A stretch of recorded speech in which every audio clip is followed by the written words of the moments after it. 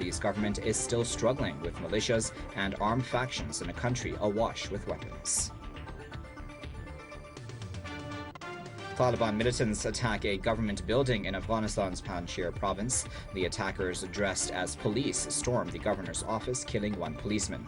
A number of the militants detonated their explosives while the rest were gunned down. Officials say 7 militants were involved in the attack. Well, Pakistan's foreign ministry slams the U.S. over its latest drone strike, which killed 7 people in the North Waziristan region. Islamabad says drone strikes are seen as a violation of the country's sovereignty and territorial integrity. The attacks have also been condemned by the UN. The global death toll from the Middle East respiratory syndrome coronavirus, also known as MERS, has risen to 27. The World Health Organization announced the figure after 3 more people died in Saudi Arabia and another in France. Health officials are warning that the SARS-like virus could spark a global crisis. And thick clouds moving low over Sydney in Australia have created a spectacular scene. Locals have woken up to a blanket of fog for the 2nd day in a row. On the downside, ferry services were halted and up to 20 domestic flights and several international ones had to be grounded.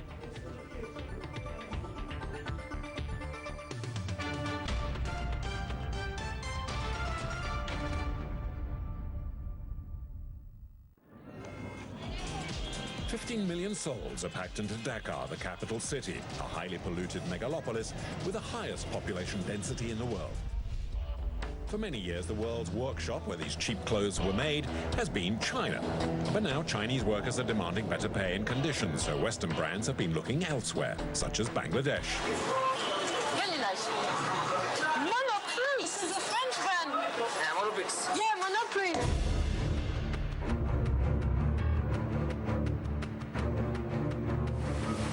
International market. Okay. Which country? Index. Swedish, yeah. No minimum wages are respected, and there is child labor as well. I'm just wondering, is it a way to, when it comes to bringing costs lower, is there no limit anymore?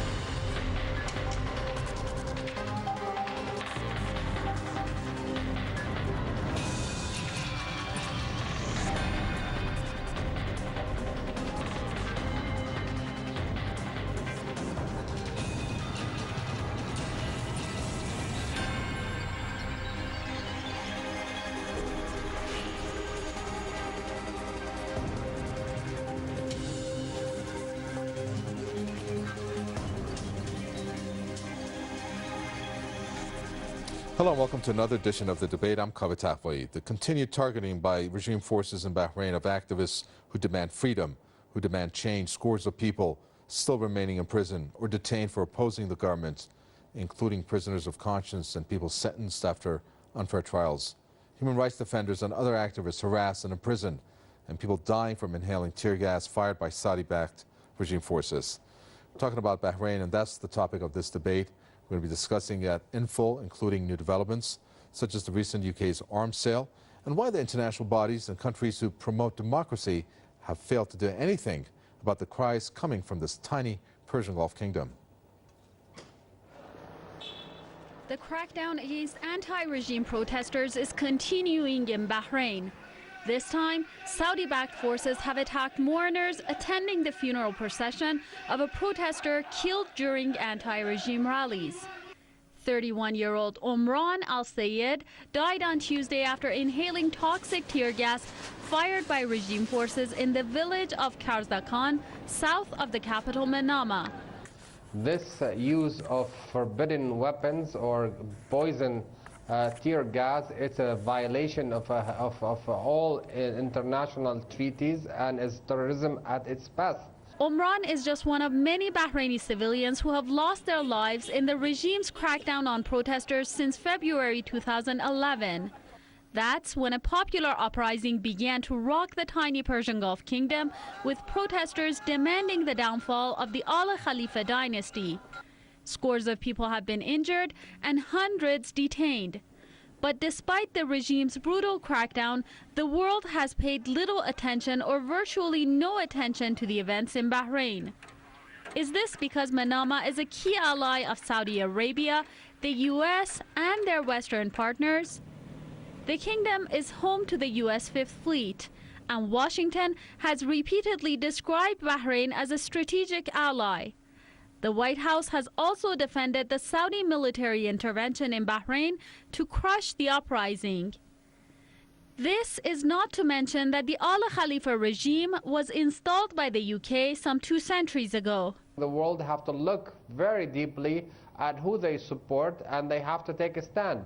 Do they want to support this family that use all its muscles and its influence to terrorize its own people, or they want to sit on the side of freedom and democracy? Despite the bloody crackdown on pro-democracy protesters, both the US and the UK have continued to provide weapons and maintenance to the small Persian Gulf state. The arms sales included ammunition, combat vehicle parts, communications equipment, Black Hawk helicopters, and an unidentified missile system from Washington, as well as gun silencers, rifles, artillery, and components for military training aircraft from London. What is blatantly obvious is that claims of supporting human rights and arms exports do not go together. Just one of the ironies we're going to be discussing with our guest, that last segment there of the report. Let me introduce our guest. Chairman of the Conservative Arab Network, Wafik Moustafa, joins us from London. We have former lecturer at the University of Bahrain, Colin Cavell, who joins us from Bluefield over in the United States. Gentlemen, welcome. Wafik Moustafa, you just heard our reports. Also, Amnesty International in their 2013 report cited use of excessive force, resulting in deaths, reports of torture, use of tear gas, to result in death, especially the one we just mentioned that has just happened in the death of this 30-year-old man. The proof of violations that have come through on many occasions in Bahrain. Why aren't international organizations doing more? We could mention the UN as the forefront of the rights organizations, at least enacting some preventive measures or highlighting the case as what's going on in Bahrain.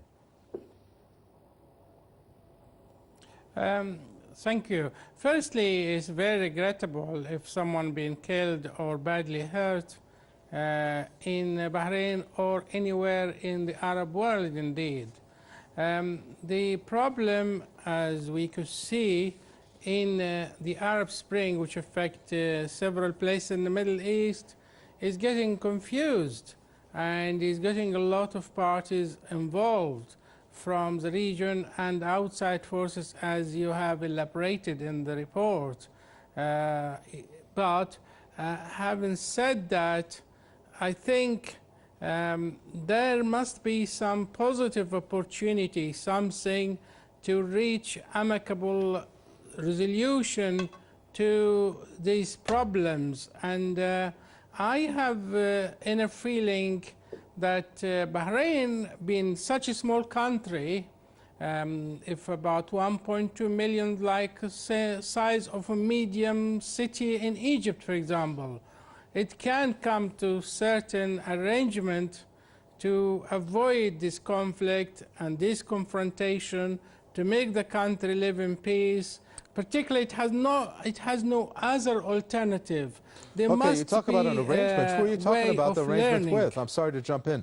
You say they can reach an arrangement with who? The arrangement got to be between the government, between the king, Al Khalifa, and the opposition and the public by and large. I think it's got to be between all the involved parts without the involvement from the outside world. Of course, that's an impossible scenario, given that Bahrain is the home for the commander of the Fifth Fleet and international interest, as we know, for United States, interest for Iran, interest for Saudi Arabia. it complicates the matter, but I think they have to come and learn from other people's experiences, because we don't want Bahrain to be Libya, we want it to be even Egypt. We want it to prosper and move forward and people become happy together, harmonize together, Shia and Sunni, and have a nice country, because it's a shame if they lose all that. Well, let's talk about an arrangement that, as you said, is impossible. Colin Cavell, there was some sign of hope based on speculations made on March when the Bahrain appointment of this, what they call reconciliation-minded crown prince as first deputy prime minister. They called it a sign of progress. Is there any way, and now that we're looking at May, is there any way that the opposition and this first deputy prime minister can reach any type of mediation regarding what the opposition wants? And they want a call for elections to create a constitutional monarchy. Do you think the deputy prime minister, first deputy prime minister, will agree to something like that, or even for that to be considered?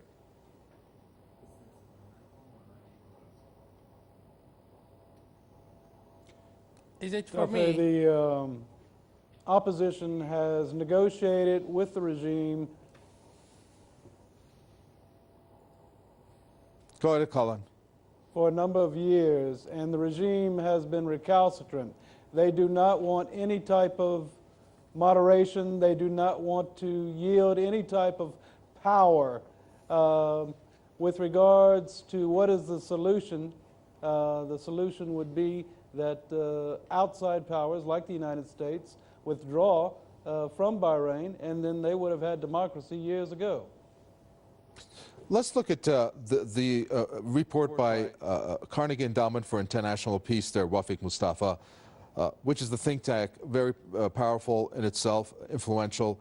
They have said that the U.S., to Barack Obama, rethink the long-standing U.S. defense relationship with Bahrain, that the relationship may soon, in their words, become a liability, which some say has become a liability already. Is there any chance of that happening, for the U.S. to reconsider its long-standing, what they call defense relationship with Bahrain? The short answer, no, because as you know, the Fifth Fleet is very important, particularly in view of what's happening in the Gulf and the Middle East and Syria and Iran and indeed Pakistan. So I think it's very complicated to assume that the United States policy will change toward Bahrain. And particularly, it has been stable since 1948 or even before that. So I don't see there will be change. Colin Cavell, another point that many rights groups are criticizing, and that's the government of the UK. The UK is urging more arms sales to Bahrain. This was based on a visit by the Prince to the Counter-Terror Expo, which happened. Even as the repressive Persian Gulf state is cracking down on the civilian protests there, you have this military cooperation. They call it counterterrorism. What does that say about the UK government?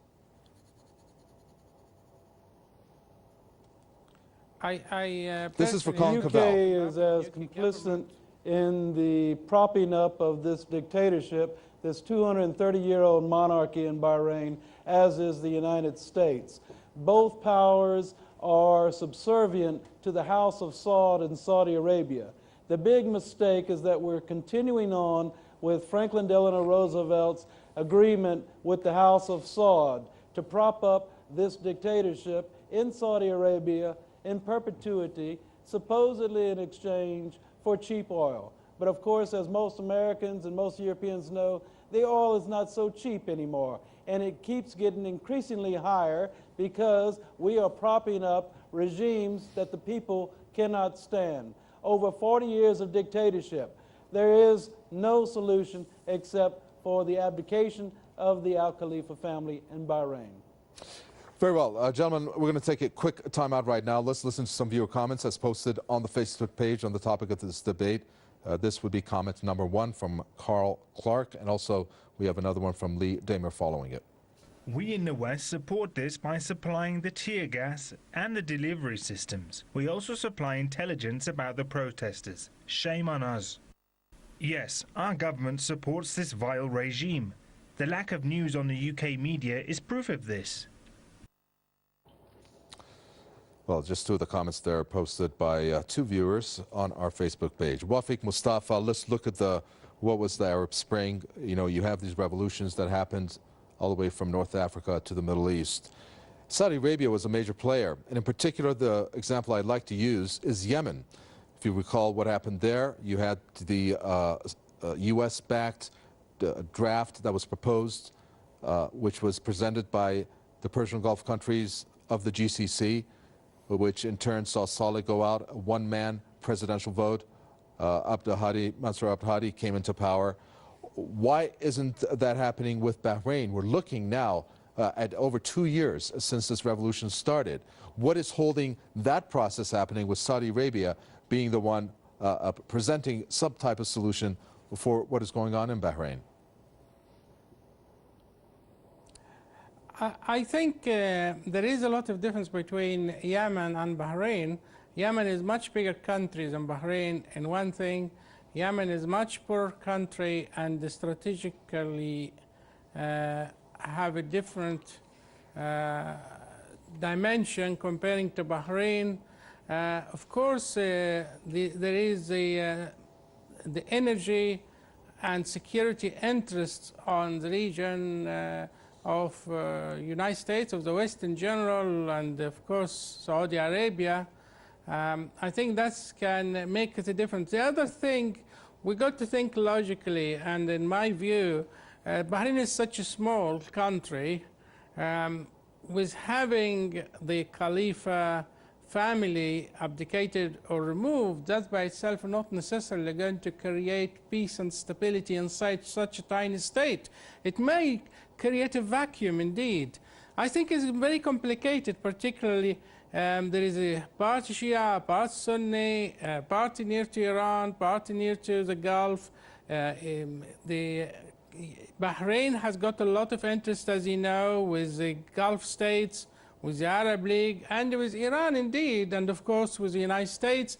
All these strands of interests will influence any outcome in Bahrain. That's why I think a peaceful resolution at a point, people have to sit around the table, not just one to defeat the other, because the Arab Spring so far is going in the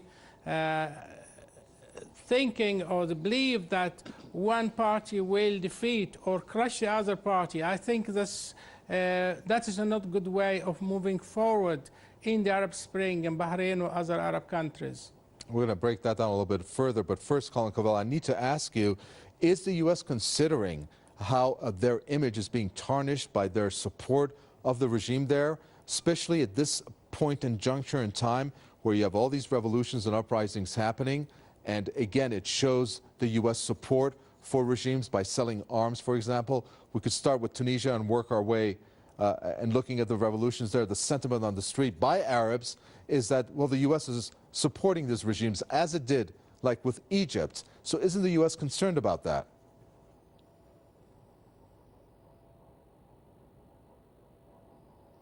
They should be, Tafe, because the United States claims to be a supporter of democracy. All Americans support democracy.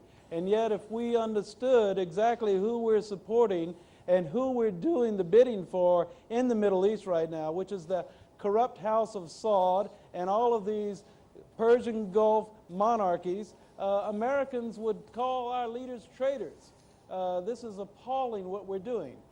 And secondly, I want to point out the fact that Bahrain is a small country does not mean it is insignificant. I should remind Dr. Moustafa that England, too, the British Isles are relatively small in the world, but they once controlled a good part of the world. So the question is, how strategic is Bahrain? And Bahrain is very, extremely strategic, and every national security advisor of the United States will tell you that. So Bahrain's smallness in size does not represent its importance politically.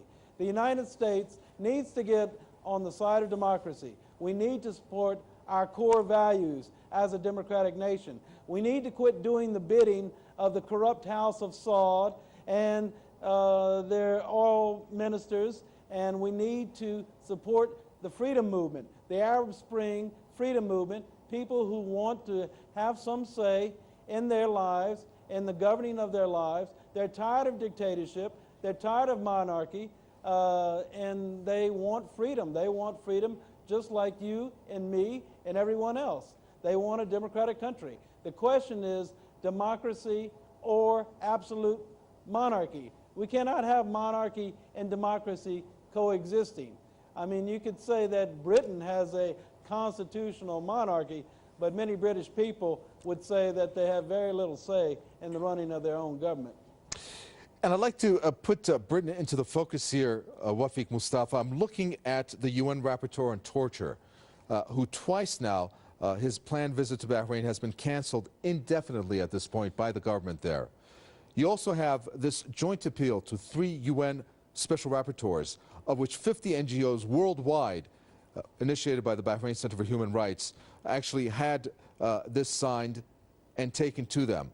Then you have the report of the UK Foreign Affairs Committee, issued on 17th October 2012, said Bahrain was not listed as a country of concern by the Foreign and Commonwealth Office annual human rights report. How could that be? How could the UK have Bahrain not listed as a country concerned about human rights when you have this going on in this island? Well, human rights concern everybody, certainly concern me too in Bahrain or Arab world in general. But the fact of the matter is, what I could see over last year, Bahrain, for example, have had a Christian ambassador in London, Ambassador Alice. She's got a Jewish ambassador in Washington, and I understand they enlisted some security people from London and America to help the police force to handle the demonstrations and to decrease casualties. I think, and as well, most of them are educated in the West of the royal family itself. So I think there is an optimistic side, which I think that's why I'm looking at the optimistic side, and I'm looking in a peaceful resolution, in a harmony between the communities in that country with the government to work together for resolution, because Bahrain cannot stand civil war like Syria. It will be destroyed. It's such tiny countries, about 11 miles width. You can go around it in one day in a car easy without being tired. So I think they got to have an internal resolution. United States and big countries obviously have got their interest. We liked it, we don't like it. It's very complicated foreign policies, as you know, in that part of the region. And I think we have to make the best out of all this sort of things on the ground in the country. Very well. Colin Caval, I'm going to come to you in a second, but before that, let's listen to another viewer comment as posted on our Facebook page. Indeed, we in the West always have two faces, and when it comes to choose between oil interests and the suffering of people, the Western leaders always go for the money. Hypocrites. Rogerio Paulo Martins there, viewer comment there. Colin Caval, when we talk about money and how the West goes forward, we could also add arms sales to that, in particular the UK, which seems to be on a roll with the Prime Minister. We just, in the news, had it that £4 billion of arms sold to Saudi Arabia and Persian Gulf countries included in that. What are we looking at in terms of any type of resolve coming through with Bahrain in terms of countries like the UK, like the US, pushing for some type of resolution in this now over 2-year-old revolution that's going on there?